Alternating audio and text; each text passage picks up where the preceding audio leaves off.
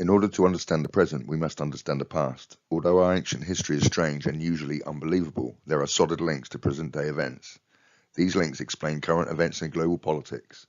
In this presentation, we will walk through time. The more you watch, the more connections you will see. There is an obvious pattern. We just have to cast our net wide enough.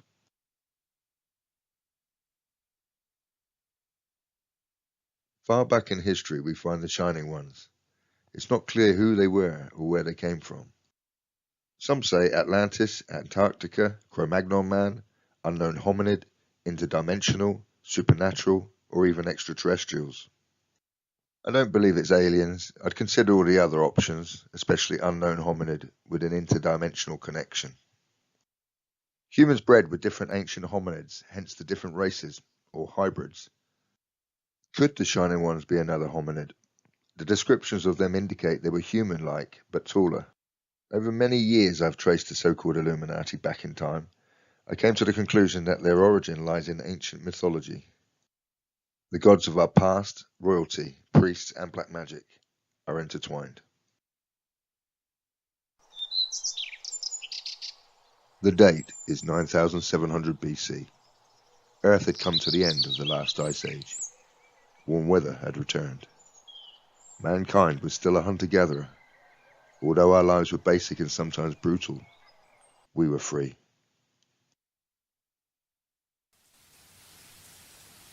But all that was about to change. Göbekli Tepe, the first organized religious temple, date 9600 BC, location Turkey. All the world's religions start here, followed by agriculture and the first cities.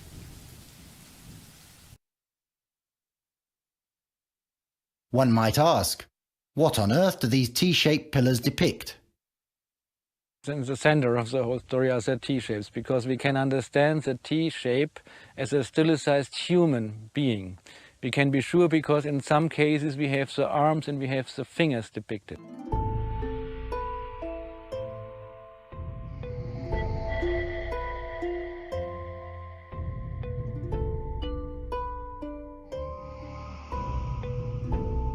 So we have a stilized human being, this is the T-shapes as human beings, and so we understand these stone circles as a gathering, as a meeting of such stone beings.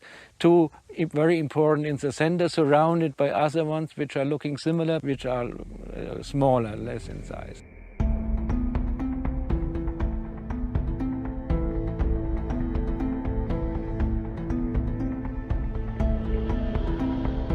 This first gathering that laid the foundation stone of uncharted human history apparently happened at Göbekli Tepe. Cranial deformation or head binding appears around the world.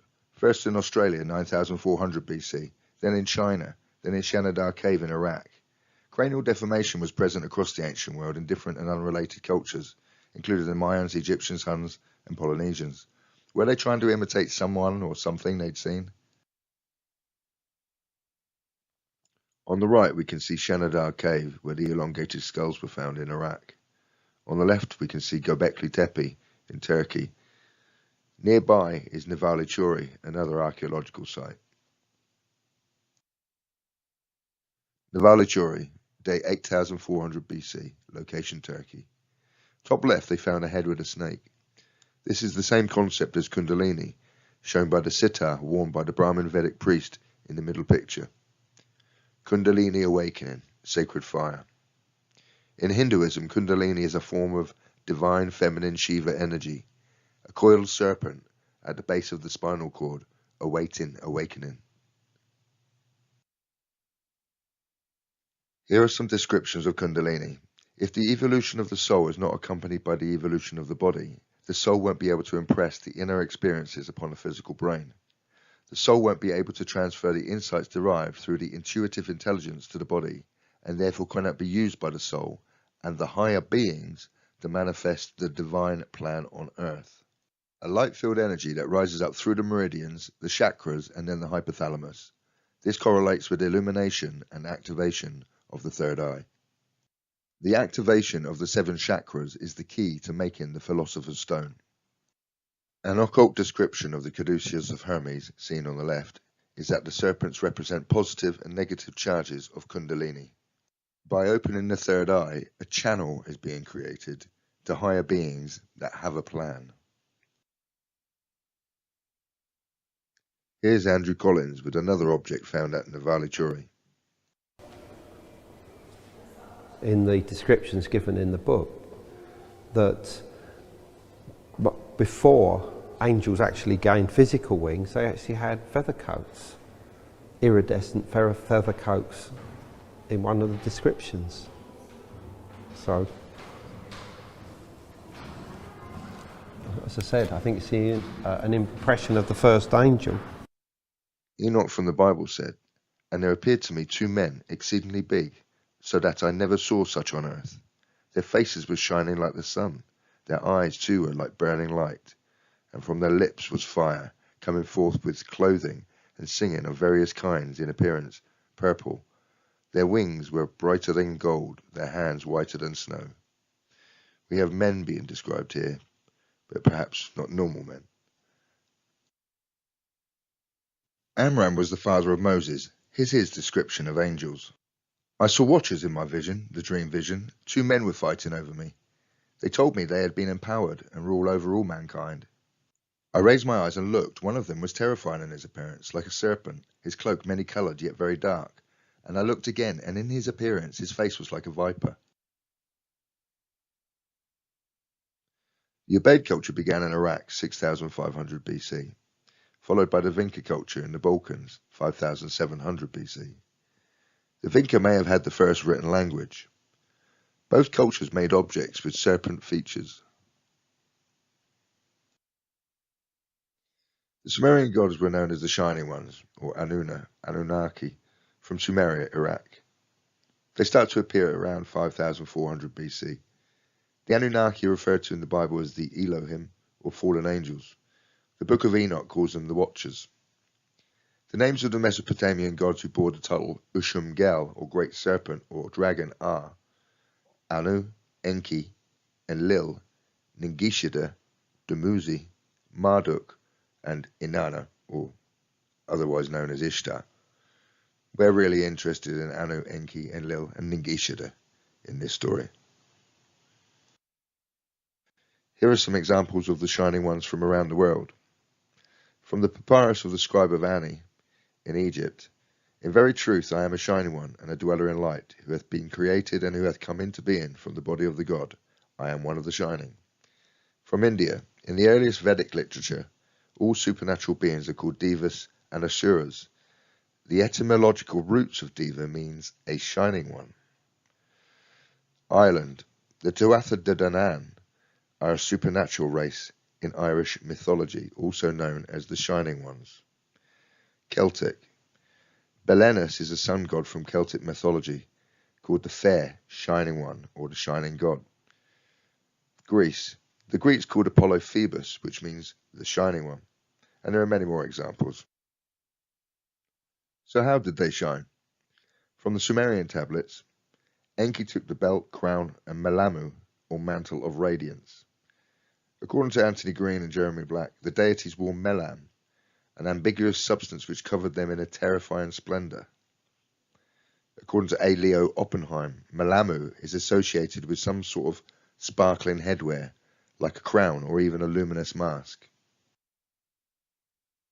From 2 Enoch we have another description. "And the Lord said to Michael, Go and take Enoch from out of his earthly garments, and anoint him with my sweet ointment, and put him into the garments of my glory. He is then given an ointment which is more than the great light, shining like the sun's rays, and when he looked at himself, he looked like one of the glorious ones." Enki is the son of Anu, the father of the gods. Enki is the lord of the earth. He plants a great fruit tree in his garden at Eridu. He is described in Sumerian hymns as the great dragon. He is the creator of Adapa, the first civilized man. He gives Adapa forbidden knowledge reserved for the gods, but denies him immortality. Walter Matfeld wrote, "Enki is not only one of several prototypes that was later transformed into Eden's serpent, he is also one of several prototypes that was transformed into Eden's god, Yahweh Elohim." At the bottom of the map we can see Eridu, Enki's city. The creation story, date 4550 BC. Genesis. And God said, Let us make man in our image and after our likeness, and let them have dominion over the fish of the sea, and over the fowl of the air, and over the cattle, and over all the earth. They were guardians of the earth. Let us make man in our image. How many gods were there? Why didn't they say, Let us make a man? Because man was already existing. So they took an existing man and made them in their likeness. In the Babylonian Enuma Elish, Enki advises they create a servant of the gods out of clay and blood. Upon him may the services of the gods be imposed, that they may rest. The blood came from Kingu, one of their own. Clay represents a human. They are creating a royal bloodline to take over the work of ruling directly. In the Garden of Eden, there were two trees. One was the tree of life. This is the same concept as the Kabbalah tree of life seen on the left, and also the Sumerian tree of life seen on the right. Kabbalah has 10 attributes or emanations from God called Sephirots. The top Sephirot is called Keter, which is the all-seeing eye. The aim is to reach the top, become a god, and create your own reality. The other tree in the garden was the tree of knowledge of good and evil, also the Kabbalah tree, because Kabbalah has two paths, left hand and right hand. The left-hand path represents knowledge of good and evil. The right-hand path represents the tree of life, immortality. The left-hand path represents the sons of darkness. The right-hand path represents the sons of light. Both paths achieve illumination. They just use different methods. They have the same concept in India. Vamachara means black magic or left-hand path. Dakshinachara means upright in conduct or right-hand path. The occult doesn't distinguish between good and evil. It's merely seen as expressing yourself without constraint. And God said, the man has now become like one of us, knowing good and evil. The serpent in the Garden of Sumerian Eden, or Biblical Eden. Genesis 3. Then the serpent said to the woman, You will not surely die, for God knows that in the day you eat of it, your eyes will be opened, and you will be like God, knowing good and evil. They're talking about the third eye being opened. If we compare the Sumerian and the Bible versions of the story, Enki told Adapa not to take the food and water of immortality or he would die, whereas Yahweh tells Adam and Eve not to eat the fruit or they will die. Anu, the father of the gods of Sumeria, tells Adapa the food and water will make him immortal, like a god, whereas in the Bible it's the serpent tells Eve the fruit will make her like a god. A good candidate for the Bible serpent is the Sumerian god Ningishida, shown on the left as the two snakes coiled round a staff with a pine cone on the top. There is a dragon either side. The pine cone at the top of the staff represents the pineal gland, which alongside the hypothalamus is awakened during the Kundalini experience. Ningishida was a tree god. The name means Lord of the Sacred Giving Tree in Sumerian. He became associated with fertility, the underworld, and the healing force of nature. On the left we see the serpent energy climbing up the spine, or the tree of life, the 33 degrees of Freemasonry, or the 33 vertebrae of the spine. Next to that is the Kabbalah tree, the tree of life. We also see the wings, with the two serpent energy reaching the top. The wings are the ascension to the higher realm. And then we see the Bindi, the third eye, the all-seeing eye. It's all the same thing. The Bible's version of Ningishida could well be the seraphim. The Book of Enoch calls the seraphim serpents. They accompany the cherubim as the heavenly creatures closest to Yahweh. The Hebrew word used for the serpent in the Garden of Eden is Nakash, which also means the shining one. Ningishida, or seraphim, or the shining one. Ningishida is described as bearing melamu, or black flame. In Islam, Henry Corbin makes reference to black light, which is a survival of the concept of melamu and the underworld. This light represents the highest spiritual stage towards enlightenment. This black light is of the Islamic shaitan, the adversary, and is a light which attacks, invades, annihilates, then annihilates annihilation. According to the Order of Phosphorus for Daughters of Lilith, which seems to be a Luciferian website, medieval alchemists had a name for the concept of this light, which they associated as the light in the depths of darkness. The light they write of, Melamu, is called the sun in the earth, the earthly invisible sun is called black sun, and fire of hell. Palutu or Ni is the emotion humans experience in the presence of a god or demon who has the Melam power. Ni creates fear, enabling them to feed from the excess energy released. Descriptions of the Shining Ones seem to indicate they are very tall and pale. They may be wearing feather cloaks with some sort of luminous glow, or they are shining metaphorically. These gods appear as fish, birds, or serpents, maybe coming from shamanism. They seem to have an advanced knowledge and practice black magic.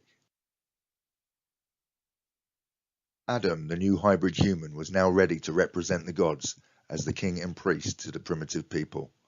You could call them the Addams family. Enki brought civilization to Eridu and built his temple. Sumerian mythology says Eridu was one of the 5 cities built before the flood, and the city of the first kings. From the Sumerian kings list, after the kingship descended from heaven, the kingship was in Eridu. In Eridu, Alulim became king. Professor William Shea suggests that Alulim was a contemporary of the biblical figure Adam, who may have been derived from Adapa of ancient Mesopotamian religion. On the left, we have the 10 generations from Adam to Noah before the flood. On the right, we have the 10 kings in Sumeria before the flood. If Adam was Alulim, the first Sumerian king, can we find any other correlations? Let's look at the highlighted names Enoch, Methuselah, and Noah. Enoch and Enmenjirana. Enoch was taken to heaven and taught the secrets of heaven and earth. Enoch's lifespan is a solar year, 365 years or days. Enmenjirana's advisor, Utuapsu, was taken to heaven by the gods Shamash and Adad and taught the secrets of heaven and earth. Enmenjirana was the founder of the priests of the sun god. Methuselah and Ubaratutu. Methuselah lived until the ark was built. He was the grandfather of Noah. Ubaratutu was the king of Sumer until a flood destroyed his land. He was the father of the Sumerian Noah. Noah and Ziusudra. Sir Max Mallowan wrote, "We know from the Veld Blundell prism that at the time of the flood, Ziusudra, the Sumerian Noah, was the king of the city of Shuruppak, where he received warning of the impending disaster." We've seen the Sumerian kings through Adam's son Seth, but what of his other alleged son, Cain? Genesis 4. Adam knew his wife Eve, and she conceived and bare Cain, and said, "I have gotten a man from the Lord." The verses below indicate there were 2 bloodlines. Genesis 3. I will put enmity between you and the woman, and between your seed and her seed. 1 John. Cain, who was of that wicked one, and slew his brother. According to the Zohar, after this they gave birth to the first son. He was the son of defilement, because 2 had intercourse with Eve, and she conceived from both and gave birth to 2, Cain and Abel. Each resembled his own father, and their spirits were separated, one to the side of impurity and one to the side of holiness. Each was in the appearance of his own aspect. To summarize, Adam wasn't the first man, as mankind already existed.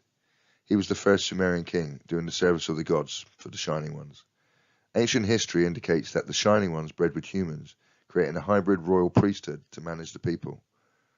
Cain and Seth had different fathers and looked different from each other. Enki, the biblical Satan, the adversary, is the father of Cain.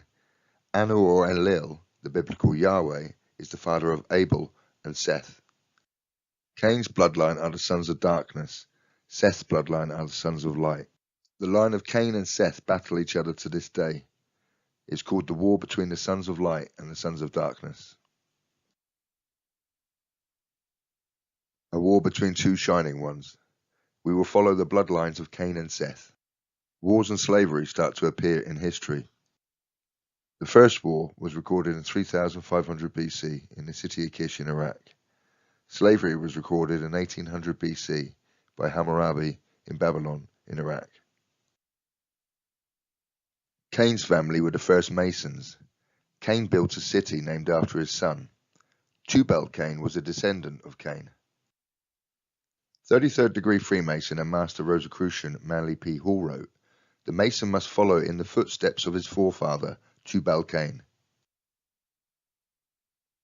The fallen angels and the Nephilim. They joined forces with the line of Cain, the sons of darkness. The Book of Enoch describes the arrival of the fallen angels, and they were in all 200 who descended in the days of Jared on the summit of Mount Hermon, which is in Lebanon. They taught mankind writing, sorcery, weaponry, cosmetics, enchantments, astrology, and abortion. Genesis 6 describes how the sons of God, the fallen angels, had sex with human women and produced savage giants that were cannibals and drank blood. They were called the Nephilim, which is Hebrew for the fallen ones. In the book of Numbers, spies report that they have seen fearsome giants in Canaan, and there we saw the Nephilim, the sons of Anak, or the Anunnaki. If you want to know where the giant bones have gone, ask the Smithsonian Institute. In the center of the map is Mount Hermon in Lebanon, where the Nephilim lived. I'm looking for the Nephilim. But who were these Nephilim? I think Professor Jerry Schroeder should be able to help me decode this biblical mystery. Genesis is his thing. You know, you read Genesis and there's Nephilim, there's fallen ones. Who are these guys? Well, Nephil is a Hebrew word which means fallen or lower down or sub, less than perfect. And the Bible says there existed at the time of Adam beings that were completely human in shape and in intelligence, but they weren't humans. They lacked the neshama, The soul. the soul of humanity. Before the neshama, if you didn't look Before like the soul. before the soul of humanity, if you didn't look like me, smell like me, and talk like me, I had you for dinner, literally. It was a wild world. Kind of humans with souls and humans without. Humans with souls and hominids without. I keep going back there. Human-looking beings, but without the neshama, without the soul of human life. We've got Lebanon, Babylon, 4th millennium BC. We've got 42 individuals were found in the initial excavation, and at least half of them displayed intentional deformation. The Sumerian culture begins in Iraq around 4500 BC. No one really knows where they came from, but according to a 4,000-year-old inscription by Sumerian Lu-Dingira, we migrated to where we are living now thousands of years ago. Our people came to this land from a mountainous country to the northeast. Great Enlil, who is the half-brother of Enki and son of Anu, had some of us dark-heads settle here. According to rumours and the results of my research as to why we have called ourselves dark-heads, I found out that before our forefathers migrated here, blonde-haired and blue-eyed people were living next to their country. Forensic archaeologist Jane Shooter and other archaeologists suggest that Sumerians were dark-skinned, dark-eyed and dark-haired. The Sumerian figures you see below represent the ruling class. Skeletons found in Israel dated 4500 BC had genes for blue eyes. Different from the local population, some of their genes came from Turkey and Iran. Almost 50% of the people in this Middle Eastern population have blue eyes. The Journal of Human Genetics published research on a mutation in a gene called OCA2, responsible for blue eyes. The mutation occurred around 6000 BC in an individual from the Black Sea region. The map shows blue eyes found in Israel traced back to Iran and Turkey, and the blue-eyed gene traced back to the Black Sea region. Circumcision, date 4000 BC. Evidence suggests that circumcision was practiced in the Middle East by the 4th millennium BCE, when the Sumerians and the Semites, or Akkadians, moved into the area that is modern-day Iraq from the north and west. The book, The Fathers According to Rabbi Nathan, contains a list of persons from the Israelite scriptures that were born circumcised: Adam, Seth, Noah, Shem, Jacob, Joseph, Moses, etc. Apostia is a rare congenital condition in humans in which the foreskin is missing at birth. Is this a genetic trait of the line of Seth? Does this mean the Shining Ones lack a foreskin? Is circumcision meant to emulate the Shining Ones? Mesopotamia is an exceedingly fertile plain situated between the Tigris and the Euphrates rivers. For 5 millennia, this small strip of land situated in what is today Iraq, Kuwait, and Syria fostered innovations that would change the world forever. Inhabited for nearly 12,000 years, Mesopotamia's stable climate, rich soil, and steady supply of fresh water made it ideal for agriculture to develop and thrive. About 6,000 years ago, seemingly overnight, some of these agricultural settlements blossomed into some of the world's first cities. In the period between 4000 and 3100 BC, Mesopotamia was dotted with a constellation of competing city-states. At one point, they were unified under the Akkadian Empire and then broke apart, forming the empires of Assyria and Babylon. At the same time in Egypt, we have the Shemsu-Hor, or known as the Seven Sages, the followers of Horus, the children of light. Date unknown to 3000 BC. The Egyptian Book of the Dead says, "Perfect is the eye of Horus. I have delivered the eye of Horus, the shining one." According to the building text found at the Temple of Edfu in Egypt, the Shemsu-Hor were a race of sages who dwelt on 10 pre-Diluvian islands. One of their elders was Thoth, known to the Greeks as Hermes and Romans as Mercury. According to the Manetho, the Egyptian historian, we find that at the dawn of the historic period, Egypt was divided into 2 rival kingdoms of the north and south, both ruled by a royal house and aristocracy of the same race, and both known traditionally as the followers of Horus. The Shemsu-Hor are recognized as the dominant priestly caste in pre-dynastic Egypt until approximately 3000 BC, being mentioned in the Turin Papyrus and the list of the kings of Abydos. Professor Emery, the famous Egyptologist, author of Archaic Egypt, discovered the remains of individuals who lived in the pre-dynastic epoch. These presented a disproportionately long head, larger than that of the local ethnic group, fair hair and a taller, heavier build. Emery declared that this stock wasn't indigenous to Egypt and had performed an important priestly and government role in this country. This race kept its distance from the common people, blending only with the aristocratic classes, and the scholar associated them with the Shemsu-Hor, the disciples of Horus. Just before the turn of the 20th century, Wallace Budge, keeper of the Egyptian department at the British Museum, excavated 6 well-preserved bodies. These pre-dynastic mummies were found in a shallow grave near Gebulon.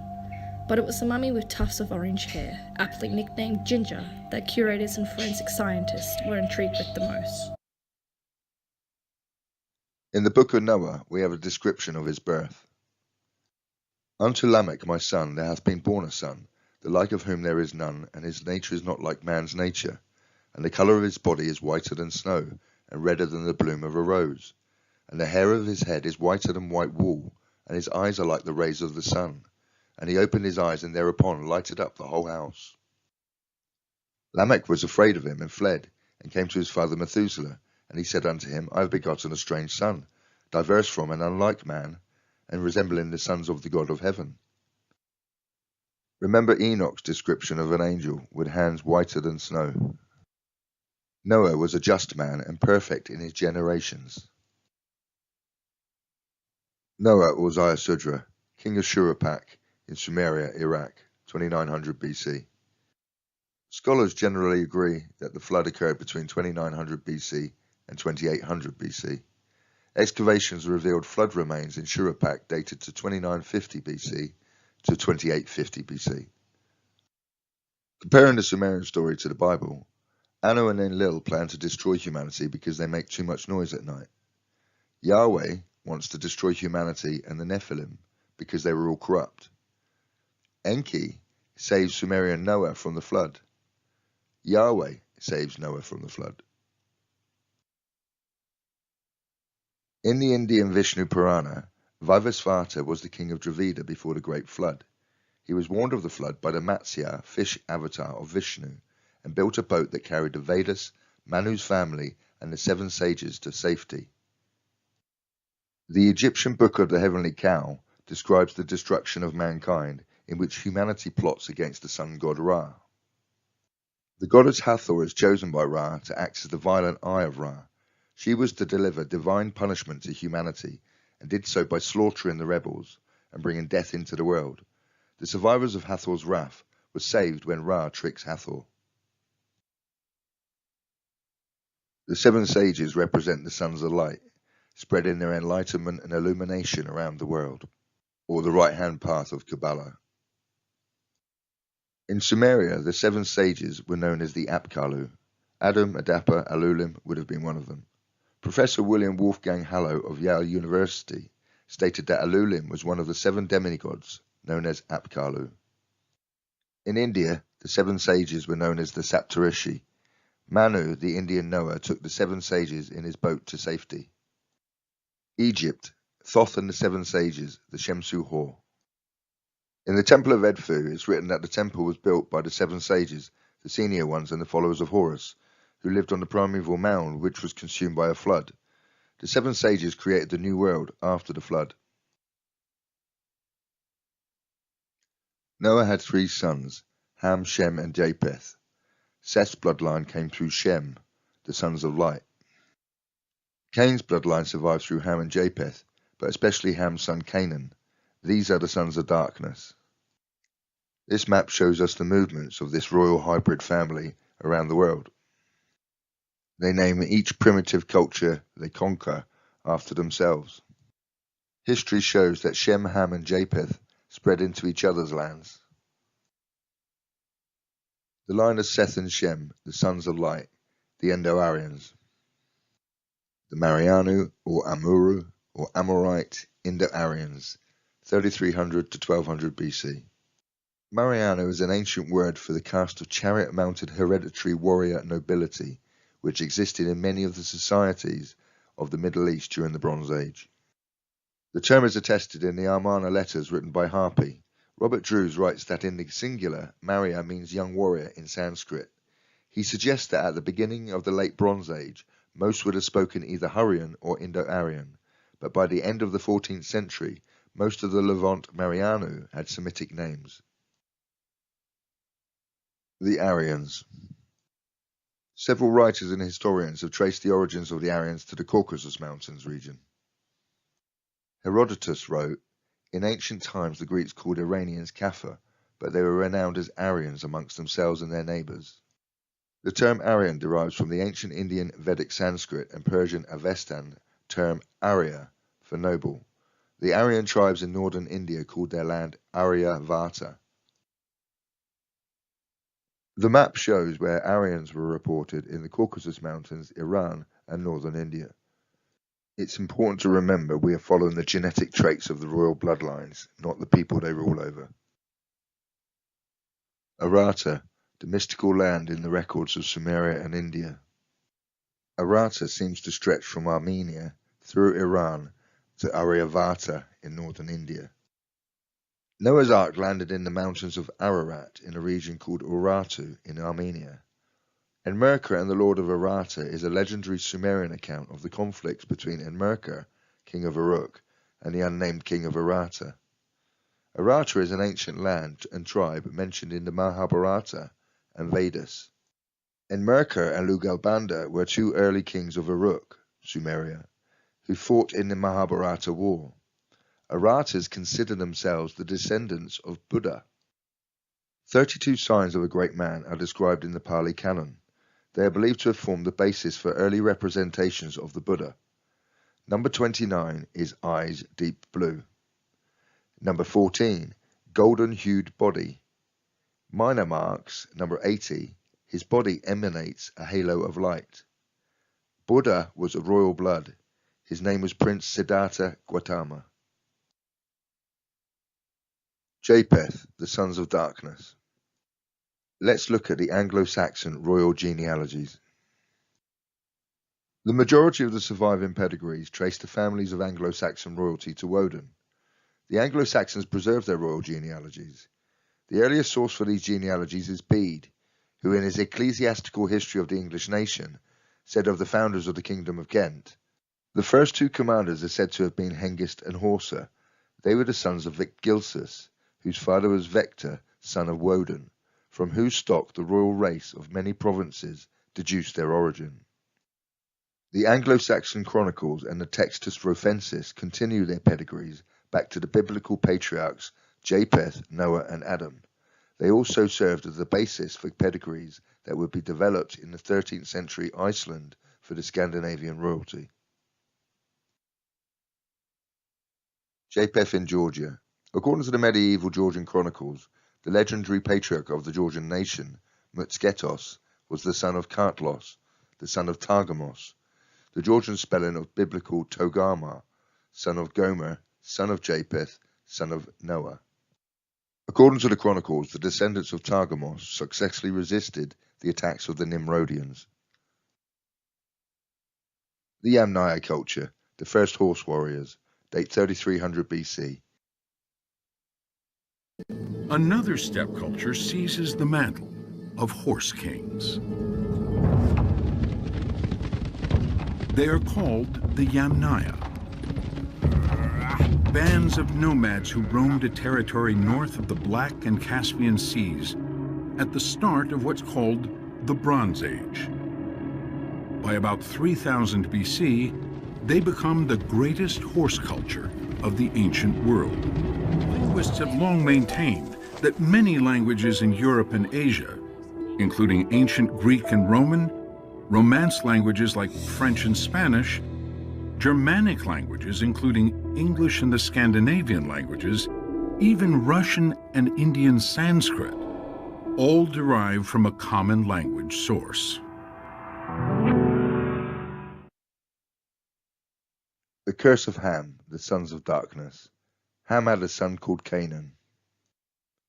Genesis 9. So Noah awoke from his wine and knew what his younger son had done to him.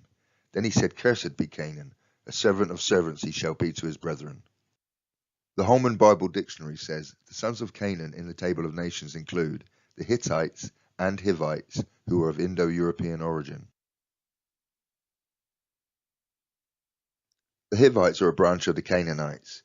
Sarah Ruth Ashcraft, an alleged satanic ritual abuse survivor from an Illuminati family, wrote this about the Hivites. Someone asked me, who are the Hivites? Answer. All of the terrorists in the entire world, including ISIS and Antifa, and every deep state ever, are part of an ancient Babylonian cult family who have dominated and ruled every civilization on earth since biblical times, 6,000 plus years. They claim they descend directly from the Garden of Eden through Cain's line, and that Cain's parents were actually Lilith, the female half of God in the Talmudic tradition, and a demon she made, aka the serpent or the devil. Canaan had Cush, who had Nimrod. Nimrod ruled the world, the old world order. From the book of Jasher, and all the nations and tongues heard of his fame, and they gathered themselves to him, and they bowed down to the earth, and they brought him offerings, and he became their lord and king.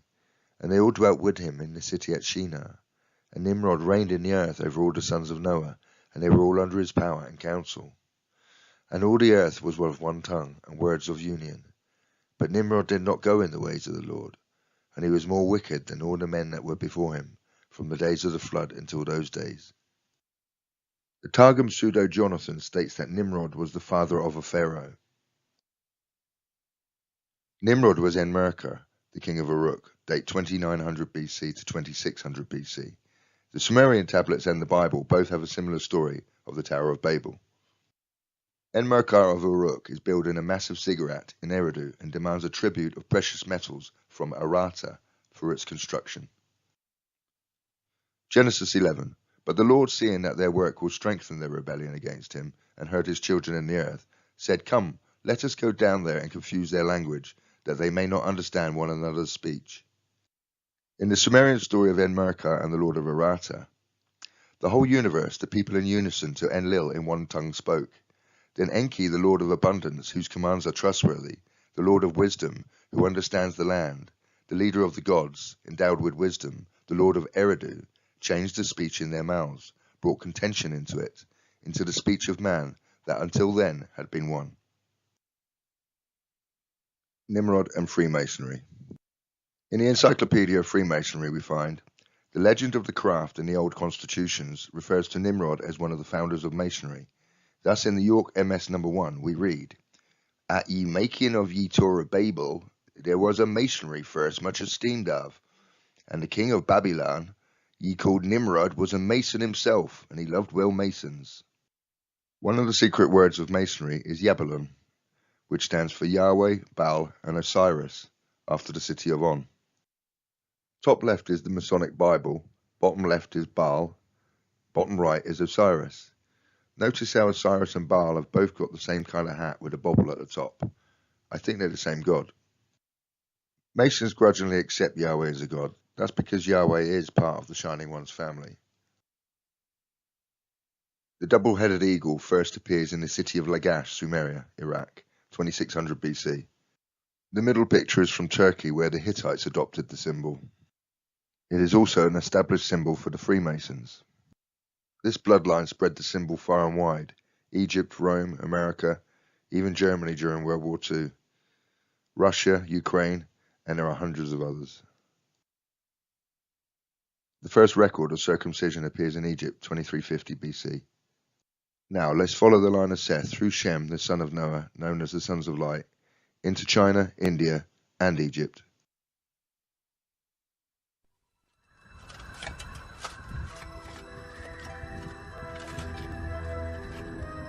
Ancient mummies are discovered in a desert in western China. Their deep eyes, thin lips, and blonde hair amaze Chinese archaeologists because they look European.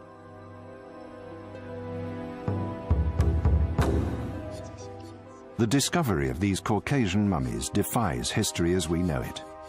Where did they come from? Why did they move into China? And what fate led them to vanish into the desert air? The Indo-Aryan migration into India, date 2000 BC.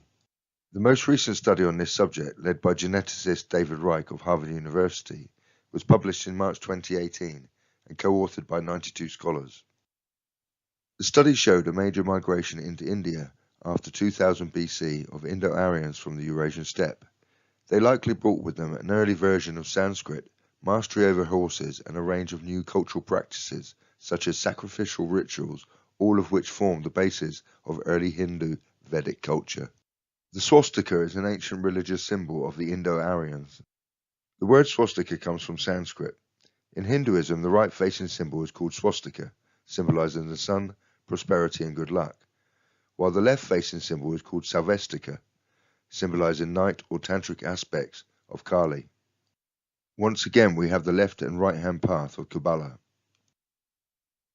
Here we see the Indo-Aryan royal priesthood leading their people into India from the Eurasian steppe or the Black Sea region.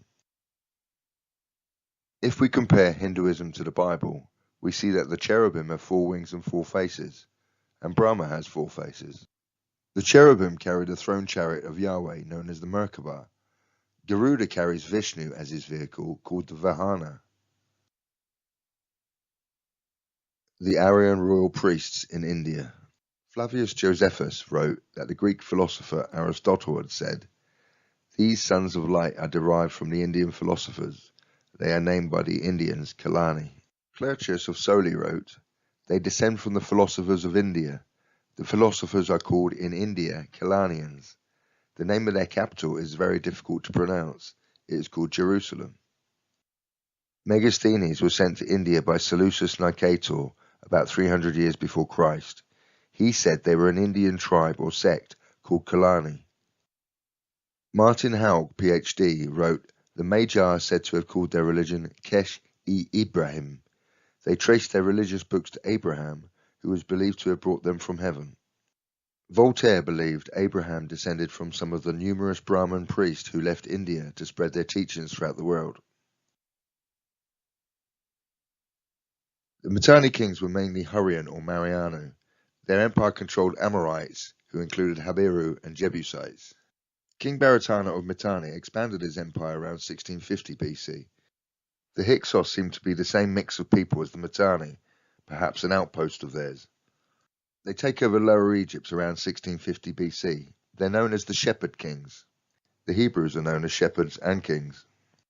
Eusebius quoted Eupolemus as saying, "Around the time of Abraham, the Armenians, who are the Mitanni, invaded the Syrians." Abraham was born in Haran in Mitanni territory. The Mitanni kingdom is in the same area as the Blue Eyes and Aryans were reported. Abraham was born in Haran, an area under Mitanni control. Bottom left is the Mitanni royal seal. The sun disk with wing symbol is also used in Iraq, Iran, Syria and Egypt. It is the Aryan eagle, a symbol of sun worship. Abraham must have been a king or someone of high importance. Genesis 17, I will make nations of thee, and kings shall come out of thee. Genesis 12, and it came to pass that when Abram came into Egypt, the Egyptians beheld the woman, that she was very fair. The princes also of Pharaoh saw her, and commended her before Pharaoh, and the woman was taken into Pharaoh's house. Genesis 14, and when Abraham heard that his brother was taken captive, he armed his trained servants born into his own house, 318, and pursued them unto Dan. Muhammad was a shining one from the royal house of Hashem. Abraham took Hagar as his concubine and had Ishmael, the father of Islam. According to the Midrash and the Book of Jasher, Hagar was the daughter of a pharaoh. Jureri reported, I said to Abu Tufail, did you see Allah's messenger, may peace be upon him? He said, yes, he had a white handsome face. Who amongst you is Muhammad? At that time the Prophet was sitting amongst us, leaning on his arm. We replied, this white man, reclining on his arm. Narrated by Anas bin Malik. Allah Almighty blessed the beloved Rasul, messenger, with the title of Shining Star. He has also praised the beauty of his luminous face. Abraham had Isaac, who had Jacob and Esau. Genesis 25. And the first came out red. He was like a hairy garment all over. So they called his name Esau. Malachi. Is not Esau Jacob's brother, declares the Lord? Yet I have loved Jacob, but Esau I have hated. Esau, father of the Edomites. Genesis 36. Esau took his wives of the daughters of Canaan, Ada the daughter of Elon the Hittite, and Aholibama the daughter of Anah, the daughter of Zibeon the Hivite. Cain, Canaan, and Esau were all cursed by Yahweh. If Esau had red hair, was this a genetic trait of the Canaanite bloodline? Esau had a grandson called Amalek, who founded a nation of Amalekites. They are to this day the enemy of the Israelites. And I have a quote from my mother, who was a mind control programmer for the DuPont family. 3,000-year heritage Amalekite witch. Mother to daughter, 3,000-year bloodline heritage Amalekite witch. Okay? We're not playing with her. And she said the most important thing to the Illuminati is the collective subconscious. The Hyksos kings ruled until around 1550 BC, until the Egyptians kicked them out. Josephus quoting Manetho seems to link the Israelite exodus with the Hyksos. After the conclusion of the treaty, they left with their families and chattels, not fewer than 240,000 people, and crossed the desert into Syria. Fearing the Assyrians, who dominated over Asia at the time, they built a city in the country, which we now call Judea. It was large enough to contain this great number of men, and was called Jerusalem. Treaties are usually followed by royal marriages. 3 Mitanni kings sent their daughters to be married to pharaohs. The Mitanni bloodlines are shown in green. Notice how these kings have Arata in their name. This is because they come from the Indo-Aryan land of Arata. The offspring of these marriages included Akhenaten and Tutankhamun. Yuya was vizier to Thutmose IV. The Biographical Dictionary of Ancient Egypt suggests Yuya may have had some Mitannian ancestry and was possibly the brother of Queen Mutemwiya. Here is Yuya and his wife Tuya.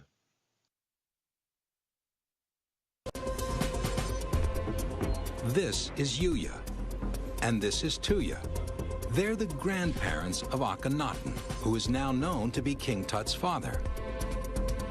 They were found intact in their tomb, and their identities are certain. Yuya and Tuya had Queen Tai.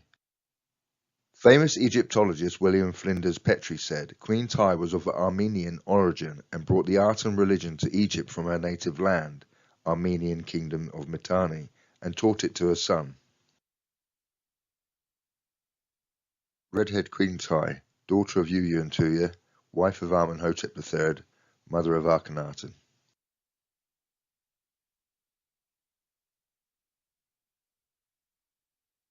The Mitanni-Hittite peace treaty was signed in 1380 BC. It seems to mention Indian Rig Veda gods. This shows the Indo-Aryan origins of the Mitanni. The first time Yahweh, the God of the Bible, is mentioned in history is the Shasu of Yahweh, 1386 BC to 1349 BC. The name appears in a list of Egypt's enemies inscribed on column bases at the Temple of Soleb, built by Amenhotep III. The list mentions the Shasu of Yahweh. Amenhotep III had Akhenaten. We see Nefertiti holding another daughter on her lap, pointing back to Akhenaten, and yet a third daughter, the youngest one, on her shoulder playing with her earring. And I think it's immediately apparent that there's something wrong with their anatomy. If we look at the children or we look at Nefertiti or Akhenaten, we see swollen bellies, very thin arms, and elongated skulls, forms that have made art historians wonder whether there was something medically wrong with Akhenaten. These are the Amarna princesses, thought to be the daughters of Akhenaten. Below left is Tutankhamun as a child and a CT scan of his head. On the right is the skull believed to be Akhenaten's, found in KV 55. And on the far right is a bust of Nefertiti, his wife. King Og of Bashan was to become the last surviving giant or Nephilim in the Bible. The Lost Book of King Og describes his war with Moses, dated around 1400 BC. Then before the army of 100,000 giants, Anak helped King put on the whole armour of Baal, so that he would be able to stand against the wiles of the incoming circumcised. So King Og took to himself the whole armour of Baal of the earth, so that he would withstand on day of war, and having done all to stand, King Og stood with his feet apart, having girded his loins with the truth of the uncircumcised. He wore the breastplate of Baal of the moon. Deuteronomy 9. A people great and tall, the children of the Anakims, whom thou knowest, and of whom thou hast heard say, who can stand before the children of Anak? The uncircumcised were the sons of darkness, the circumcised were the sons of light. This is King Og's opinion of Moses. Corrupt little worm, smaller self Moses. My spies have told I, Og, of your smaller self army and their worship for any god but yours and your murderous solutions. Of your time in Egypt, of your commandments of laws, of your violence and madness, all in the name of your fecal insect-sized god. Is not your hypocrisy shining as a beacon before you? You who should not kill because of your God's commandments are the most murderous of all. My spies say that when you killed the king of Shihon, you killed the women and children, keeping the spoils. Your corrupt fecal god has driven you mad. Moses was a shining one. Exodus 34. And the children of Israel saw the face of Moses, that the skin of Moses' face shone, and Moses put the veil upon his face again. Givorah is on the left-hand part of the Kabbalah tree. The numerical value of Givorah, 216, is 6 times 6 times 6. The Torah was given to Moses and Israel from the mouth of the Givorah. And my friends, the key to the whole equation is the fact that what we're experiencing now, it's not really a conflict or a battle between the left wing and the right wing, liberal and conservative, Republican and Democrat. It's really something as simple as this entity that likes to call itself, I guess, Jewish, or I guess, you know, it likes to pretend that it's engaging in Tikkun Olam. It likes to pretend that it's helping the world. It likes to pretend that it's, you know, striving for what it calls an open society. But this entity, or these people, they are called the Erev Rav. The Erev Rav are the group that were with Moshe Rabbeinu, with Moses, that basically when Moses went to the mountain for 40 days to talk to Hashem, they were the ones that got the people to worship the golden calf. There's this entity called the Erev Rav, and they are the last battle that we're going to wage. These people are the last, so to speak, enemy that we're supposed to defeat. The Kohanim priesthood, date 1300 BC. Moses' brother Aaron was the first Kohanim priest. He made the golden calf. Exodus 32. And all the people brake off the golden earrings which were in their ears, and brought them unto Aaron. And he received them at their hand, and fashioned it with a graving tool, after he had made it a molten calf. The surname Cohen indicates a Kohanim heritage. Their DNA can be traced back 3,300 years. This is from the International Association of Kohanim. Our mission is to offer the Kohanim worldwide a free DNA test in order to identify Cohens from the lineage of Zadok, J2A4, the great-grandson of Pinchas ben Eleazar, in order to build the genealogical tree with members who share the same common ancestry in a time frame of 3,300 years, the precise time of birth of Pinchas ben Eleazar, the grandson of Aaron HaKohen. The Kohanim have many surnames, including Cohen, Kern, Shapiro, Rappaport, and Levi. So where do we find the Kohanim Cohens in the present day? They have powerful positions across political parties in America and internationally. John Kerry is a Cohen, US Secretary of State. David Cameron is a Cohen from the Levitas family, ex-Prime Minister of the United Kingdom. Donald Trump is surrounded by Roy Cohen, his lifelong advisor and attorney, Michael Cohen, attorney, Gary Kern, Chief Economic Advisor, Bill Clinton, William Cohen, Secretary of Defense, Hillary Clinton, Jared Cohen, advisor, Bernie Sanders, Larry Cohen, Chairman of Our Revolution, Jonathan Cohen, U.S. Deputy Rep to United Nations. The Kohanim priesthood came through Aaron to Zadok the priest. The Jebusite hypothesis is that a Jebusite priest co-opted into the Israelite state religion. Jebus was the son of Canaan.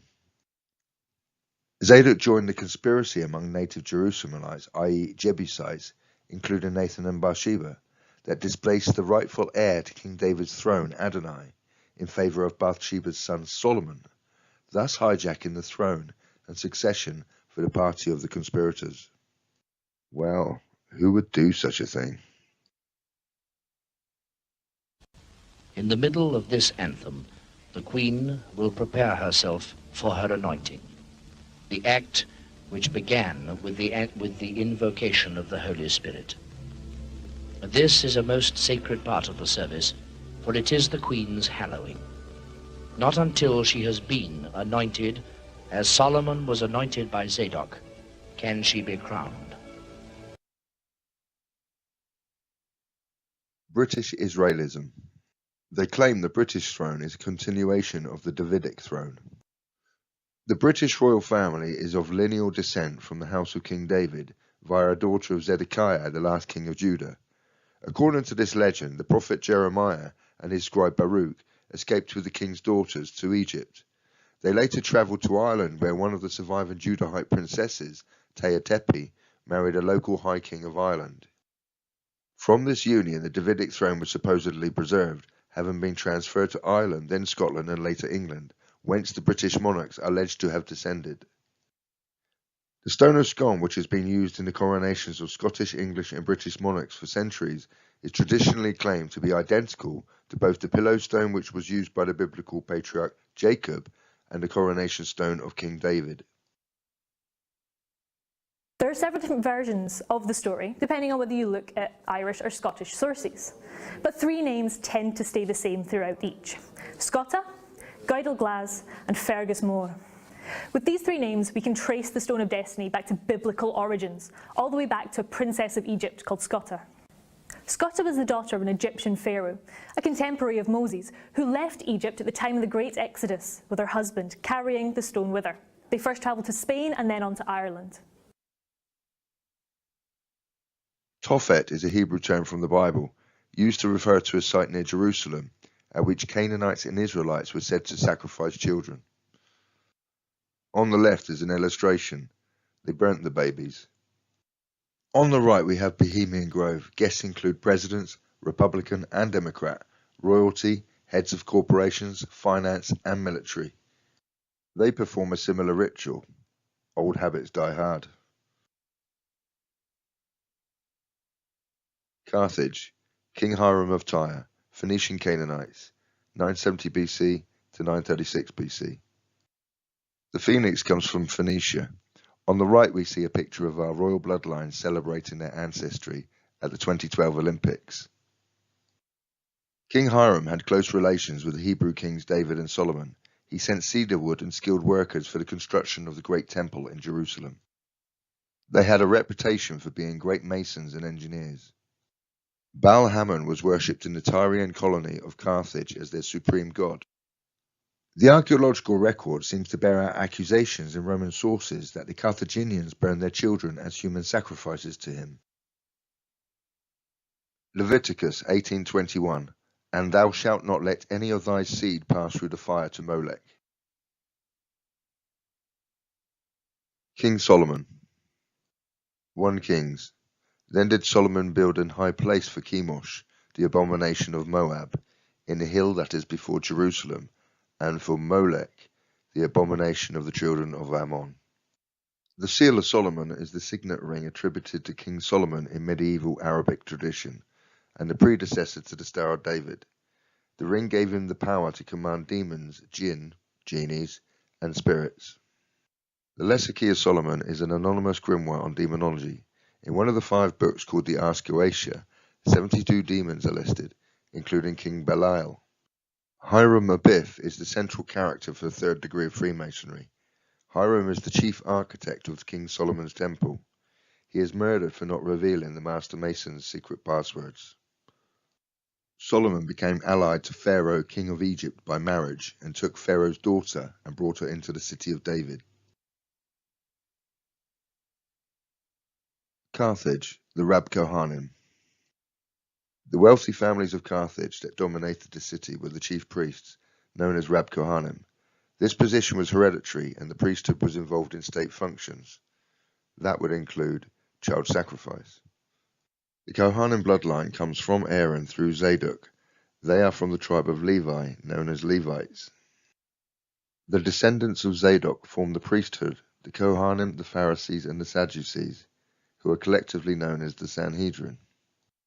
The descendants of Zadok increased in rank and influence, so that his son Azariah was one of the princes of Solomon, and Ahimaaz, who married a daughter of Solomon, was probably another of Zadok's sons. The name Israel is first mentioned on the Merneptah Stela, dated 1208 BC. El was the chief of the Canaanite gods and the original god of Israel. The word Israel is based on the name El rather than Yahweh. Israel equals Isis and Osiris, Ra and El. El is Yahweh. Osiris is Baal. Ra is On, as he was worshipped at the city of On. That gives us the Masonic password Yebelon, or Yahweh Baal On. Anu, Ra, El and Yahweh are the same god. Elohim can mean God or gods, as the plural of El. The Hebrew Bible uses various names for the God of Israel. Elohim is the name of God used in the Elohist and priestly sources, while Yahweh is the name of God used in the Yahweh source. The Hebrew term B'nai Elohim, sons of God or sons of the gods, in Genesis 6:2, compares to the use of sons of El in Ugaritic mythology. Ugaritic is Canaanite. Karel van der Toorn states that gods can be referred to collectively as B'nai Elohim, where it is used as the pantheon for Canaanite gods, the children of El. Albert Pike, a revered 33rd degree Freemason, wrote in Morals and Dogma, "The Elohim Watchers were seen as the hosts of heaven, traveling between worlds. Their leader, Yahweh Elohim, can be translated as leader of the Shining Ones." The family of gods or Shining Ones. Psalm 82. God presides in the great assembly. He renders judgment among the gods. El and his sons made up the assembly of the gods, each member of which had a human nation under his care. Deuteronomy said, when the Most High divided to the nations their inheritance, when he separated the sons of Adam, he set the bounds of the people, according to the numbers of the children of Israel. The Dead Sea Scroll says the number of the sons of God. In the Ugaritic Baal cycle, Canaanite, we read of 70 sons of Asherah. Each son of God was held to be the originating deity for a particular people. God had a wife. According to Belgian scholar Edward Lipinski, Mount Hermon is where El held court with his consort Asherah and the 70 sons of El.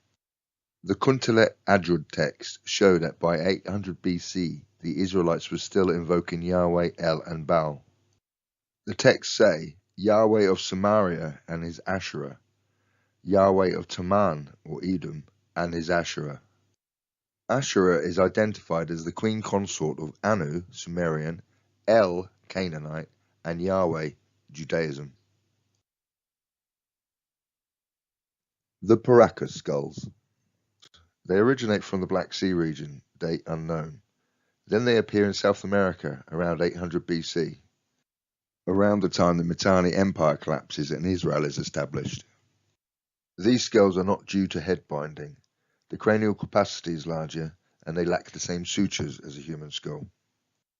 Could they be the bloodline of Cain or the Nephilim? I've been studying these people for about 8 to 10 years. It seems that only the nobility of the Paracas culture of the coast of Peru had elongated skulls. And the preservation in that area is almost perfect. So we do have examples of the skulls with hair. And the hair is always red, and it's genetic red. It's not the result of bleaching or the sun or something like that. And so red hair originates in the Middle East, in Iraq, Iran, and Afghanistan. So all Native American people in general are supposed to be of haplogroups A, B, C, and D, but this baby Paracas was tested, and it was not of haplogroup A, B, C, or D. It in fact was U2E1, another is T2, and with this one it is H1, that is Eurasian DNA. And again, the one on the left was tested, and it was H2A, which seems to come from the Black and Caspian Sea. These are the results of the main DNA testing that was done, and only 2 of the 18 skulls showed to be Native American in terms of its genetics, or their genetics. But in the Black Sea, we also find skulls that look remarkably like the Paracas of the coast of Peru. The largest elongated skulls in the world are found in Paracas and also in the area of the Black Sea and Crimea, like this baby. So is it possible that they navigated from the Black Sea and somehow found their way onto the coast of Peru? The origin of the Paracas skulls is in the Black Sea region, right next to the blue-eyed Aryans in Arata. Could this be the line of Seth and the line of Cain? We were able to do DNA testing of a baby that died at 18 months and had strawberry blonde hair, which is not Native American. And the analysis that was done indicated that it had segments of DNA that do not match anything known to be human. Paracas skull DNA results included haplogroups T2, H1, H2A, J1, U2E1. Royal DNA. The last Russian Tsar, Nicholas II, has been shown to be of haplogroup T, specifically subclade T2. His descendants include wife of the Holy Roman Emperor and a large chunk of European royalty. Many European royals have been found to be of this haplogroup in addition to haplogroup H. One branch of Kohanim DNA includes haplogroup J1. The question is that just a coincidence? The book of the prophet Ezekiel Ezekiel was a priest who had been living in Jerusalem during the first Babylonian attack on the city. And they spared the city, but they took a first wave of Israelite prisoners and hauled them off into exile, and Ezekiel was among them. So the book begins 5 years after all of that, and Ezekiel is sitting on the bank of an irrigation canal near his Israelite refugee camp, and it's his 30th birthday, no less, the year that he would have been installed as a priest in Jerusalem. And then all of a sudden, Ezekiel has this vision. He sees a storm cloud approaching, and then inside the cloud are 4 strange creatures that have wings outstretched and touching each other. And these creatures each had 4 faces. And then he saw 4 wheels, one by each creature. And then he saw that the wings of the creatures were supporting this dazzling platform. And then on that platform is a throne. And then sitting on that throne is this human-like creature, glowing and shrouded in fire. And then all of a sudden, Ezekiel realizes what he's seeing. He calls it the appearance of the likeness of the glory of the Lord. It's God riding his royal throne chariot. Merkabah mysticism started around 100 BC, inspired by Ezekiel's vision. In their visions, these mystics would enter into the celestial realms and journey through the 7 stages of mystical ascent, the 7 heavens and 7 throne rooms. Such a journey is fraught with great danger, and the adept must not only have made elaborate purification preparation, but must also know the proper incantations, seals, and angelic names needed to get past the fierce angelic guards. Modern descriptions of the Merkabah.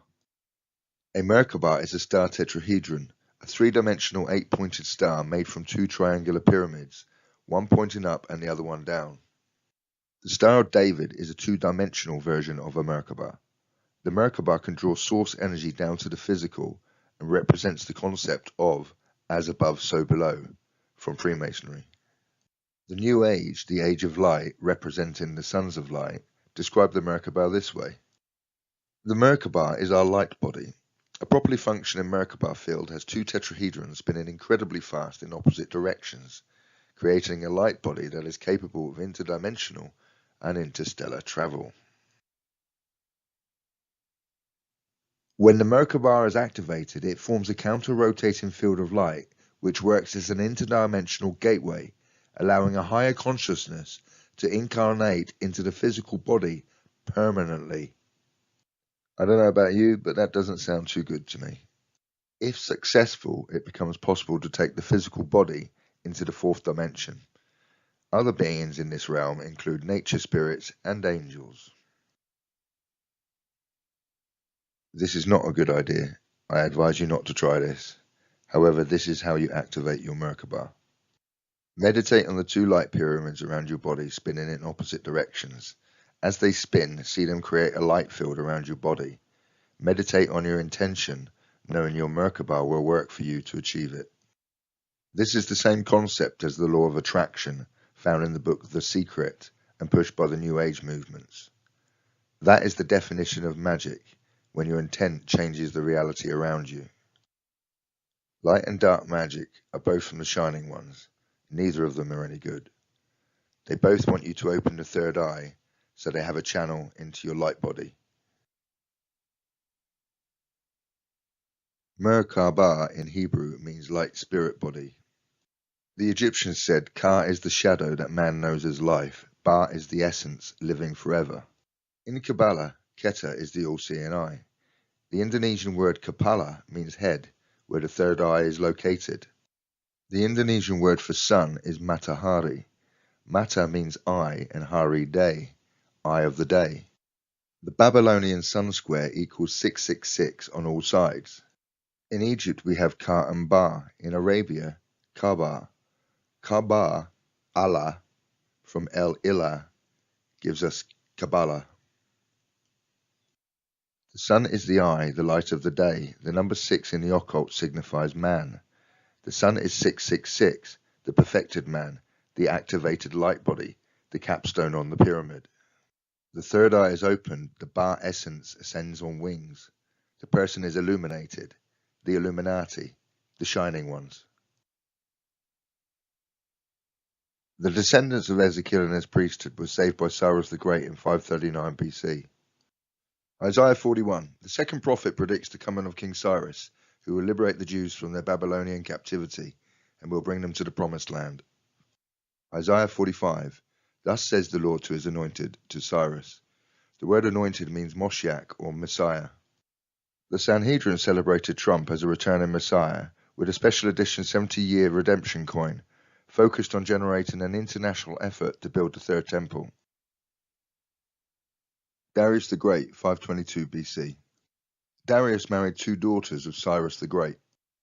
An inscription left by Darius on the Behistun stone says, I am Darius the great king, king of kings, king of countries, containing all kinds of men, king in this great earth far and wide, an Aryan, having Aryan lineage.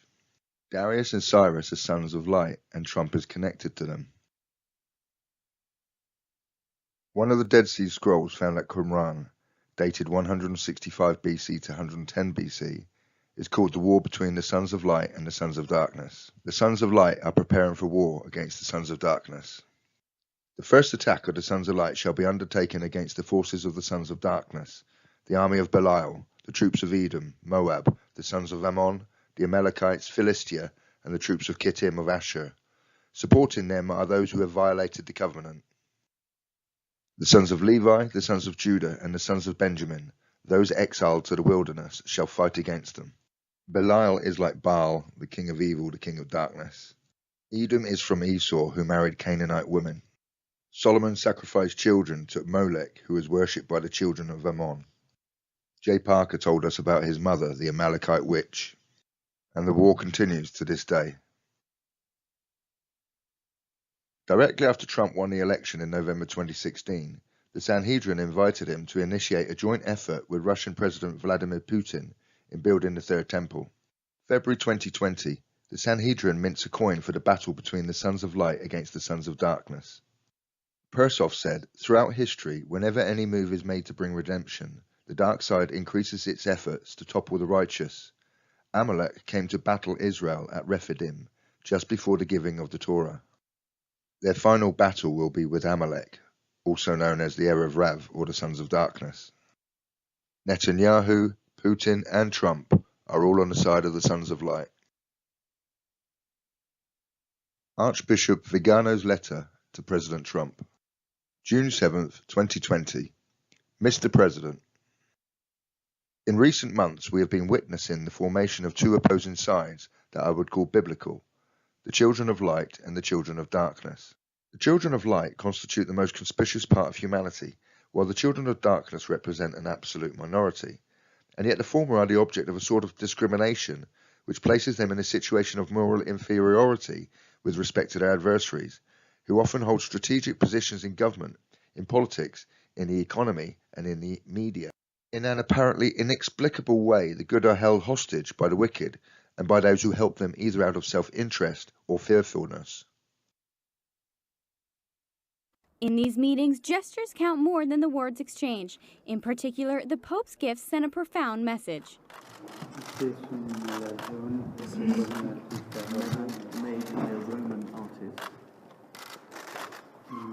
C'est l'arbre de l'olive, and it's the olive tree, which is a symbol of the peace, with two branches. Aquí está la división de la guerra. The division of war in the middle. El olivo and the olive tree is slowly trying to bring them together in peace.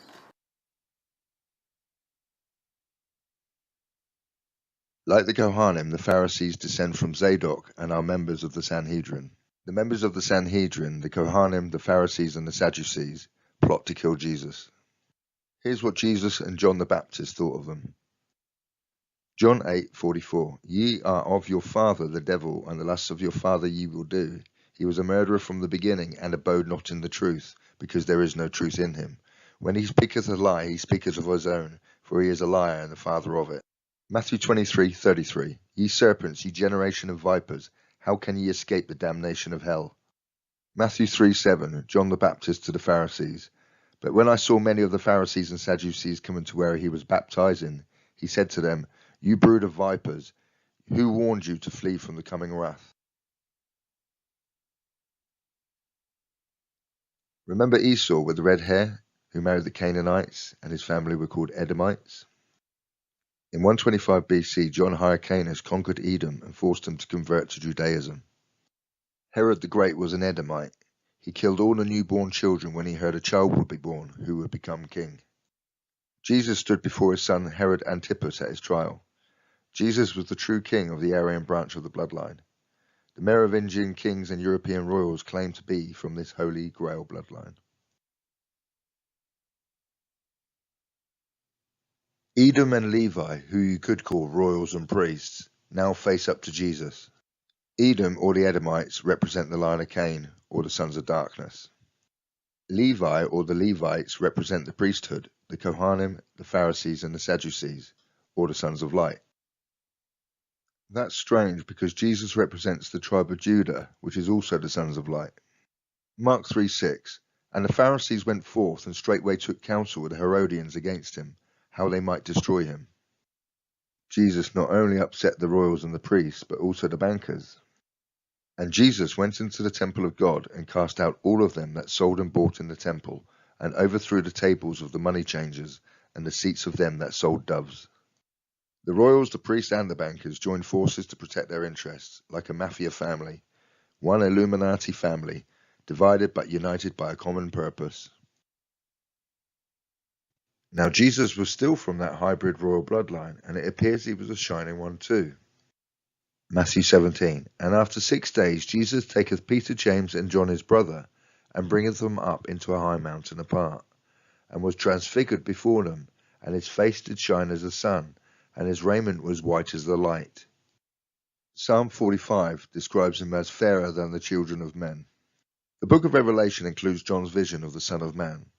The hair on his head was white like wool, as white as snow, and his eyes were like blazing fire. His feet were like bronze, glowing in a furnace. His face was like the sun, shining in all its brilliance. John 12:35. Jesus said to them, The light is among you for a little while longer. Walk while you have the light, lest darkness overtake you. The one who walks in the darkness does not know where he is going. While you have the light, believe in the light, that you may become sons of light. Ra was invoked as the Aten, or the great disk that illuminated the world. Ra had a secret power name. Yahweh had a secret power name, Yod-Heh-Vah-Heh, symbolized as a tetragrammaton. The tetragrammaton in Greek means 4 letters, and is symbolized as a swastika. Yahweh is symbolized as a swastika, or Yod-Heh-Vah-Heh. The swastika is an Aryan symbol. Aryans must follow the Aten. Prayers end with Amen Ra at the end. The tribes of Israel were really the tribes of the Aten.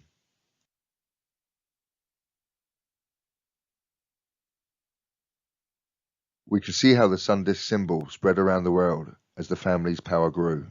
In the present day, we can see how branches of the family created the car companies. Remember, the sun is the eye, so the sun disk symbol is also represented by the one-eyed gods. The one-eyed gods and the returning gods. We can also split them into sons of light and sons of darkness. For the sons of light we have India, Eye of Shiva, Persia, Ahura Mazda, Egypt, Eye of Ra or Horus, Asia, Buddha, Eye of the World. For the sons of darkness we have Arabia with the one-eyed Dajjal, Europe, the Eye of Providence, globally the all-seeing eye, Vietnam, Cao Dao, Norse, Odin or Woden. The one-eyed gods usually have an equivalent returning god. For the sons of light, Hinduism, Kalki on a white horse, Baha'i faith, Bahalua or Zoroaster, Judaism, the Mashiach, Buddhism, Maitreya, Christianity, Jesus, and the New Age Sananda. For the sons of darkness, Islam, the Imam Mahdi, Catholic, Lucifer or Osiris, Freemasonry, Lucifer or Nimrod, Rosicrucian, St. Germain or Osiris, Theosophy, Lucifer. The sons of light, using the right-hand path of Kabbalah, created all our religions. They were known as the 7 sages. The sons of darkness encouraged humans into black magic, human sacrifice, and immorality. Both sides of Kabbalah aim to achieve enlightenment by opening the third eye. They claim to achieve a connection between the subconscious and other dimensions. These dimensions contain entities that they communicate with. As the family grew, they spread their branches into every country. not only as royals, but eventually heads of government, industry, agriculture, finance, etc. Due to their internal conflicts, humanity hasn't been aware that we're run by one family. In part 2, we will continue to trace them through history. You will see how the war between the sons of darkness and the sons of light affects every aspect of our lives today.